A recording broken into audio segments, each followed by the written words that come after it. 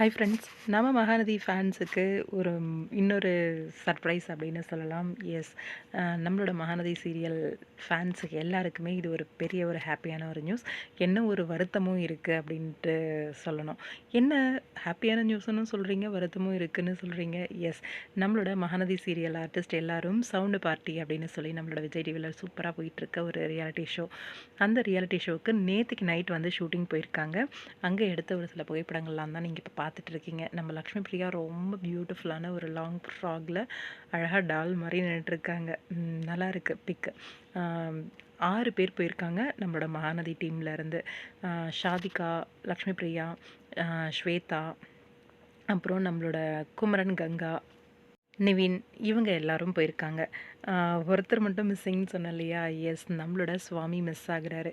நம்ம சுவாமி வந்து அவரோட தெலுங்கு சீரியலோட ப்ராஜெக்ட்டுக்காக போயிருக்காரு. அவர் இல்லாமல் இந்த ஒரு ரியாலிட்டி ஷோ கொஞ்சம் வருத்தமாக தான் இருக்குது. அவரும் இருந்திருந்தா இன்னுமே சூப்பராக ஃபன்னாக பயங்கர என்டர்டைன்மெண்ட்டாக இருந்திருக்கும். ஷூட்டிங்கை கொஞ்சம் அவர் இருக்கும்போதே வச்சுருக்கலாமேப்பா அப்படிங்கிற மாதிரி தான் தோணுச்சு. எஸ், அவர் இல்லை அப்படின்னாலும் ஒரு வருத்தம் தான். இருந்தாலும் நம்ம மகாநதி டீம் வராங்க அப்படின்றது ரொம்ப பெரிய ஒரு சந்தோஷம் இல்லையா?